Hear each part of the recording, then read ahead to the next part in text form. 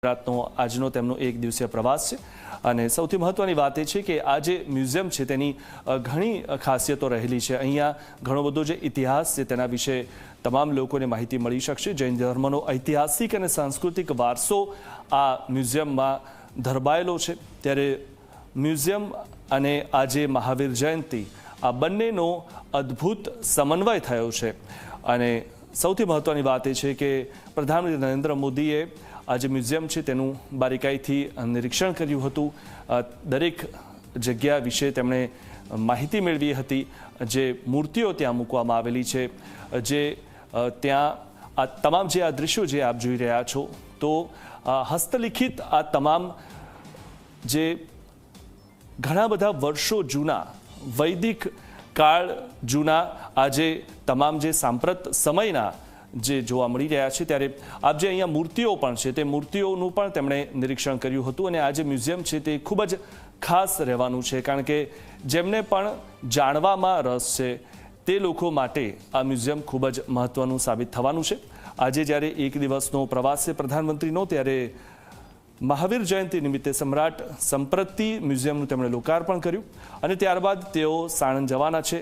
Crane સેમેક્રોનના આઉટસોર્ડ semiconductor assembly test પ્લાન્ટનું પણ તેઓ આજે ઉદ્ઘાટન કરવાના છે અને ત્યારબાદ વાવ થરાદ ખાતેથી કેન્દ્ર અને ગુજરાત સરકારના મળીને કુલ 19,806.9 કરોડના વિકાસ કાર્યોનું તેઓ લોકાર્પણ અને ખાતમુહૂર્ત કરવાના છે। તો આજના ત્રણ જે મહત્વના જે કાર્યક્રમ છે તેમાંનો આ પ્રથમ, જેમાં મ્યુઝિયમનું તેમણે લોકાર્પણ કર્યું અને અહીં તમામ મ્યુઝિયમની બારીકાઈથી તેમણે નિરીક્ષણ પણ કર્યું હતું।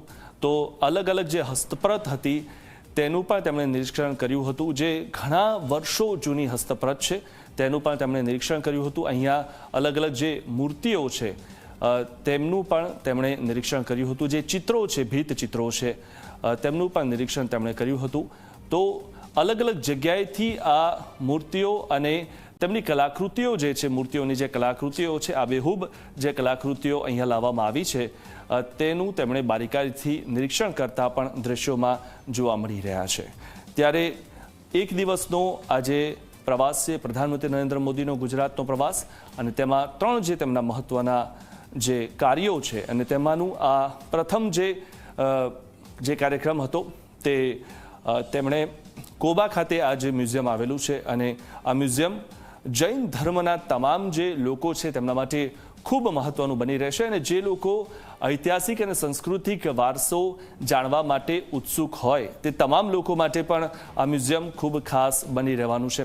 પ્રધાનમંત્રી પણ એટલી જ બારીકાઈથી અહીંયા નિરીક્ષણ કરતા નજરે પડી રહ્યા છે। તમામ જે આ મૂર્તિઓ છે તે મૂર્તિઓ વિશે પણ તેઓ ધ્યાનથી સમજી રહ્યા છે, જાણી રહ્યા છે અને જે જૈન મુનિ છે તે તેમને આ તમામ જે મૂર્તિઓ વિશે સમજાવી રહ્યા છે, તેની માહિતી તેમને આપી રહ્યા છે। તો ઘણી બધી જે હસ્તપ્રત છે જે ઘણી વર્ષો જૂની છે તેના વિશે પણ પ્રધાનમંત્રીએ માહિતી મેળવી હતી।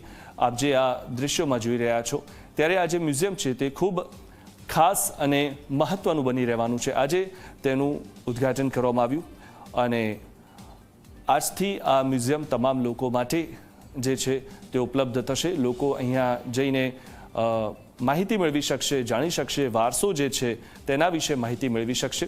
તો ખૂબ ઘણા વર્ષો જૂનો જે જૈન ધર્મનો જે વારસો છે તેને નજીકથી માણી શકશે। આ વિશે વધુ માહિતી મેળવી અમારા સંવાદદાતા હિતલ પારેખ પાસેથી। હિતલ, જે રીતે આ મ્યુઝિયમનું લોકાર્પણ પ્રધાનમંત્રીએ કર્યું અને તે મ્યુઝિયમમાં તેમણે તમામ જે વસ્તુઓ જે રીતે આપણે દ્રશ્યોમાં પણ જોઈ રહ્યા છીએ તેનું બારીકાઈથી તેમણે નિરીક્ષણ પણ કર્યું હતું, શું વધુ માહિતી?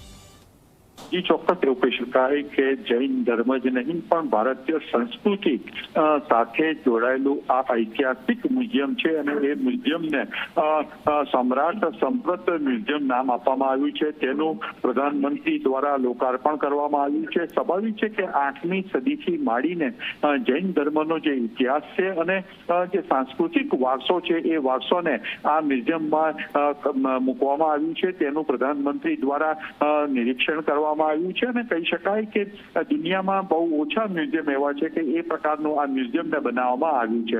આગામી 23 એપ્રિલથી સામાન્ય જનતા માટે આ મ્યુઝિયમ ખુલ્લું મૂકવામાં આવશે. સ્વાભાવિક છે કે જે પ્રકારે ધરોહર રાખવામાં આવી છે અને સાંપ્રત એટલે સમ્રાટ સંપત્તિ મ્યુઝિયમનું નામ એટલા જ માટે આપવામાં આવ્યું છે કે રાજા અશોક ના પુત્રના નામ પરથી આ આપવામાં આવ્યું છે. અને ક્યાંક ને ક્યાંક જોવા જઈએ તો માત્ર ગુજરાત દેશ નહીં પણ દુનિયા માટેનું આ ઘરેણું ગણી શકાય એ પ્રકારનું મ્યુઝિયમ છે.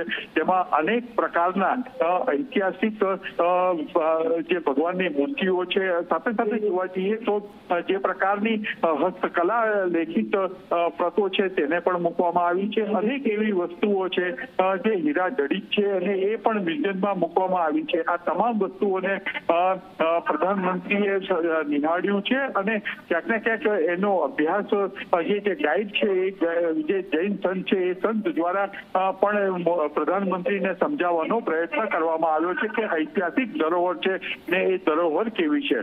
સાથે સાથે જોવા જઈએ તો મહારાજ સાહેબ જે છે એ મહારાજ સાહેબ સાથે પણ પ્રધાનમંત્રીએ વાતચીત કરી છે અને એ પ્રકારે અત્યારે કાર્યક્રમમાં તેઓ થોડીક જ વારમાં પ્રધાનમંત્રી સ્ટેજ ઉપર પહોંચશે.